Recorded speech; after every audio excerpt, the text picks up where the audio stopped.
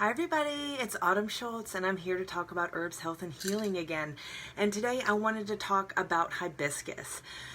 So you can utilize hibiscus for a lot of different things, but I really want folks to understand that there is a specific hibiscus that you want to be able to utilize medicinally. And the one that I have been taught and have conferred with other herbalists about is the hibiscus, the Hibiscus sabdariffa. So the Hibiscus sabdariffa actually has little fruit calyxes, C-A-L-Y-X. And these edible calyx can be dried and used for tea, and that is what is in here. Actually, in the calyx contains the seeds themselves. So I'll do a post tomorrow in my feed of showing exactly what the hibiscus calyx looks like and how you can find this specific one, because remember, with all herbs there are common names and then there are Latin names, and with the Latin names you really want to be very specific if you want to get the specific medicinal properties. So with this Hibiscus sabdariffa, it of course makes a very dynamic tea color change. Let me see here, I have here a tincture that I've done with it. I don't know if you can see any of the red there. I'll strain it with you guys. Nigh on here soon, but it turned very dark burgundy pretty much as soon as I did it. So it can be wonderfully fabulous as tea. It's a little bit bitter, so I usually put some peppermint or some spearmint in there with it. It can be a large, fast-growing shrub. It's sun-loving, it's an annual, and it really loves the Texas climate. And like I said, it can be mixed with kind of mints to help with the tartness of the hibiscus. It's used for cholesterol management, to stimulate hair growth. It is a wonderful heart tonic.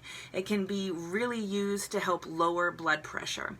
So if someone is having high blood pressure, I would suggest that they try some hibiscus tea, and then they also cut back on animal products, because the cholesterol and the triglycerides and everything like that is the only external factor to be able to bring up, and salt, but to be able to bring up that blood pressure. So those two kind of things are the first thing that I talk to people about to be able to help mitigate that. So I just wanted to show you guys exactly what the hibiscus that you want to use looks like, because a lot of folks, so I have, hibiscus is one of my favorite flowers.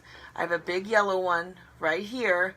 However, the ones that you see at the garden centers and everything like that are not the ones that you want to be making tea with. Some people on YouTube and things have used them. However, amongst herbalists, it is widely known that the Hibiscus sabdariffa is the exact one that you want to be able to get for that. And it has little bitty pink flowers right before the calyx comes. So I'll post some pictures probably tomorrow, because I do have a call that I need to get to in half an hour.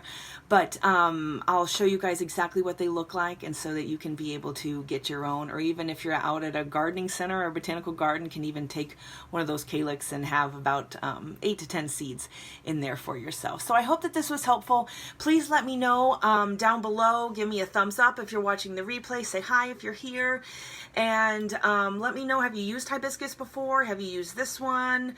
And yeah, I mean, if you've had any success, or maybe other things that you've tried for blood pressure that have worked, because I really want to be able to just share and have people understand the medical informed consent of other things that they have that they can utilize before they go straight to prescription. So I hope that this was helpful. You guys let me know, and yeah, I'll probably see you in a couple of days, but I really wanted to come and talk about hibiscus because I've been getting a lot of questions about it, and I just want to make sure everybody's safe and that you're using the right one. All right, guys, good to see you. Love and light. Bye.